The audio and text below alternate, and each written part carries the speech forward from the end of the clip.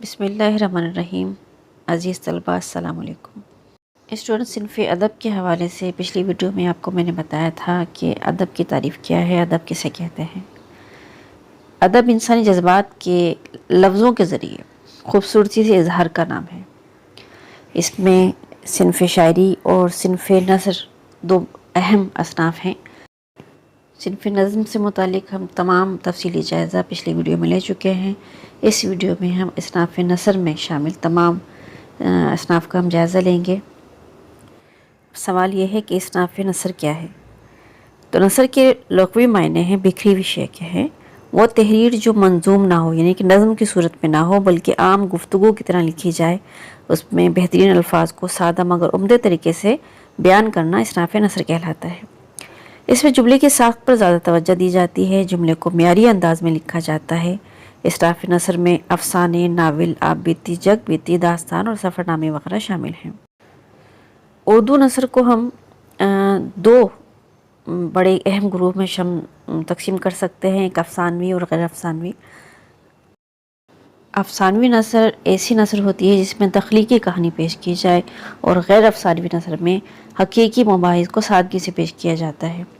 تو افسانوی نثر کی اگر درجہ بندی کی جائے تو اس میں داستان، ناول، افسانہ اور ڈرامہ شامل ہیں، جبکہ غیر افسانوی نثر میں ہم مضمون، انشائیہ، مکتوب، خاکہ، سفر نامہ، مکالمہ، روداد، آپ بیتی، سیرت نگاری وغیرہ شامل ہیں۔ داستان کی تعریف اس طرح سے ہے کہ داستان سے مراد وہ کہانی ہے جس میں بادشاہوں، شہزادوں اور مافوق الفطرت عناصر یعنی جنوں، پریوں، بھوتوں اور چڑیلوں کا ذکر ہوتا ہے۔ داستان کا حقیقی زندگی سے کوئی تعلق نہیں ہوتا۔ اس میں مافوق الفطرت باتیں بیان کی جاتی ہیں، یعنی غیر حقیقی باتیں۔ صبرس کو اردو کی پہلی داستان کہا جاتا ہے اور یہ داستان ملا وجیح نے لکھی تھی۔ اسٹوڈنٹس میں آپ کی دلچسپی کے لیے بتاؤں کہ پہلے زمانے میں درباروں میں باقاعدہ داستان گو ملازم رکھے جاتے تھے جو درباریوں کو قصہ در قصہ داستان سنایا کرتے تھے، جو مہینوں پر مشتمل ہوتی تھی۔ داستان غیر حقیقی ہوتی ہے، فرضی ہوتی ہے، اور اس میں ایک کے بعد ایک قصہ شروع ہوتا رہتا ہے اور یہ بہت طویل ہوتی ہے۔ ناول کی تعریف اس طرح سے ہے کہ ناول اطالوی لفظ ناویلا سے نکلا ہے۔ اطالوی یعنی اٹیلین۔ ناویلا کے معنی ہے نیا۔ ناول کی اگر جامع تعریف کی جائے تو وہ کچھ یوں ہوگی کہ ناول ایک نثری قصہ ہے جس میں پوری ایک زندگی بیان کی جاتی ہے۔ ناول کے عناصر ترکیبی میں کہانی، پلاٹ، مکالمے، زمان و مکان، اسلوب، نقطہ نظر اور موضوع وغیرہ شامل ہیں۔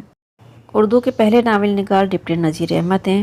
آپ نے پہلا اردو ناول میرات العروس لکھا تھا، 1869 میں شائع ہوا تھا یہ۔ اسٹوڈنٹس یہ اہم بات یاد رہے کہ ناول میں جو کہانی بیان کی جاتی ہے اس کی بنیاد حقیقی زندگی پر ہوتی ہے۔ اس کے بعد ہم بات کریں گے کہ افسانہ کیا ہے۔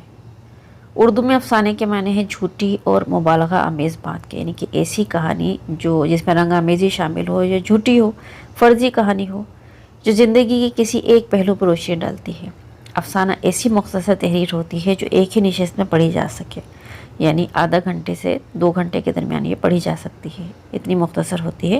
افسانے کا انداز بیان نہایت عمدہ ہوتا ہے۔ منشی پریم چند کو اردو کا پہلا افسانہ نگار کہا جاتا ہے۔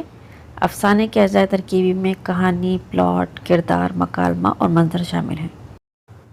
یہاں ایک اہم بات آپ یاد رکھیے کہ افسانہ مختصر ہوتا ہے جبکہ ناول طویل ہوتا ہے۔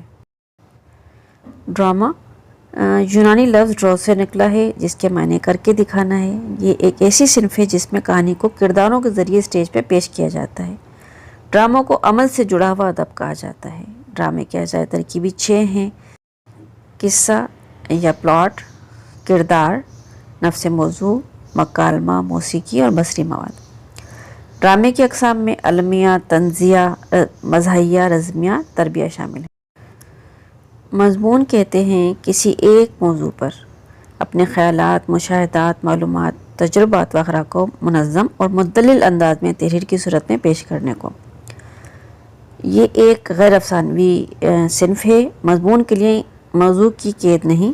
اردو میں سر سید نے مضمون نویسی کا آغاز کیا تھا اور تہذیب الاخلاق نے مضمون نویسی کی ترقی و ترویج میں اہم کردار ادا کیا تھا۔ انشائیہ کے لغوی معنی ہیں عبارت۔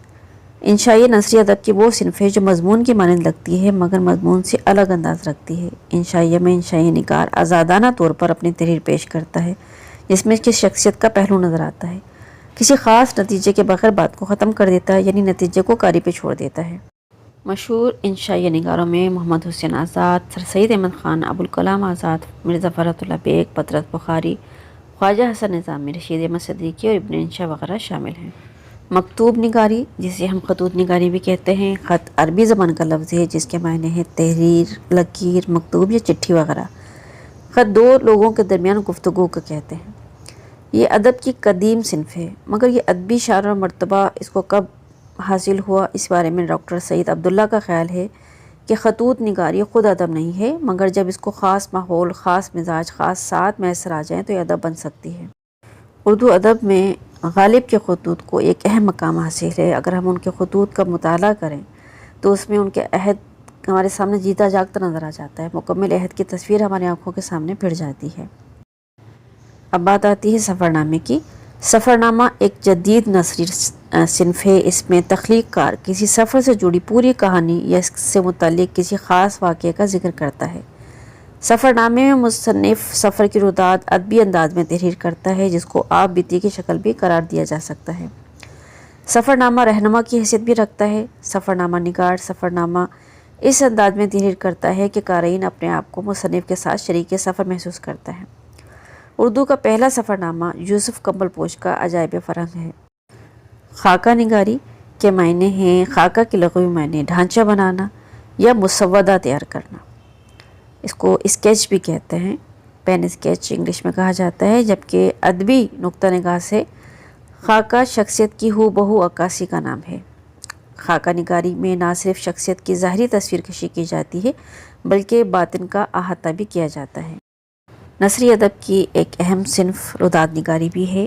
کسی خبر، کسی واقعے یا کسی نوعیت کے مشاہدے و تجربے یا حادثات کی رپورٹ پیش کرنے کو روداد نگاری کہا جاتا ہے۔ روداد نویسی میں تمام اہم خبروں کی رپورٹنگ نہ تو بہت طویل ہوتی ہے اور نہ ہی بہت مختصر، بلکہ بیان میں اعتدال سے کام لیا جاتا ہے۔ پیش آنے والے تمام ضروری واقعات کو ایک تسلسل سے بیان کیا جاتا ہے۔ اب بات کرتے ہیں مکالمہ نویسی کی۔ مکالمے کے معنی ہیں بات چیت یا گفتگو کرنا۔ اس بات چیت یا گفتگو کے کئی پہلو ہوتے ہیں۔ اسی گفتگو سے ہم ایک دوسرے تک اپنی بات پہنچاتے ہیں اور ایک دوسرے کے خیالات سے آگاہ ہوتے ہیں۔ مکالمہ زبانی بھی ہوتا ہے اور تحریری بھی۔ تحریری مکالمہ کہانی، ڈرامہ، ناول، افسانہ، فلم کے لیے تحریر کیے جاتے ہیں اور ان سے ہی کہانی، ناول یا افسانے کے کردار کے بارے میں معلوم ہوتا ہے اور کردار کی شخصیت کھل کے سامنے آتی ہے۔